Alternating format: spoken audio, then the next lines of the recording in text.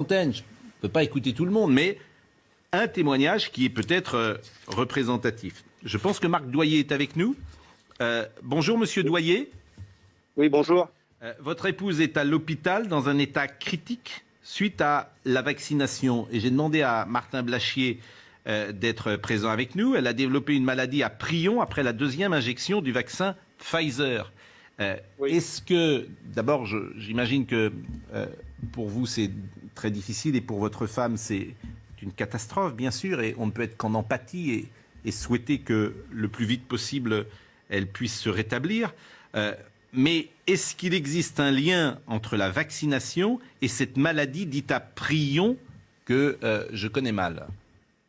Alors avant de réagir, ça fait donc déjà elle est hospitalisée à domicile en HAD parce que en hospitalisation traditionnelle c'était pas possible, c'était trop compliqué, elle serait déjà certainement plus là.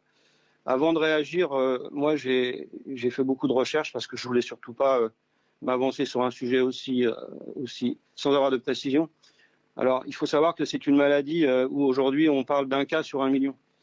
Donc, si j'ai décidé de réagir, c'est parce que c'est pas mon propre cas qui est le plus intéressant. Malheureusement pour ma femme, c'est foutu. Il n'y aura pas d'amélioration parce que c'est une maladie extrêmement rare et sans traitement.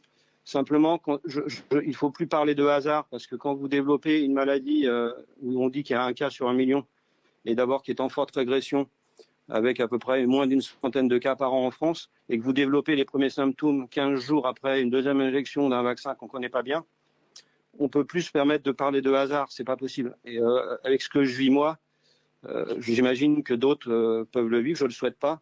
Il faut savoir que le médecin traitant de mon épouse a mis beaucoup de temps, environ 1 mois et demi, avant de se décider à déclarer le cas comme étant un cas suspect. Parce qu'il y a plein d'éléments qui font qu'on ne peut plus parler de hasard.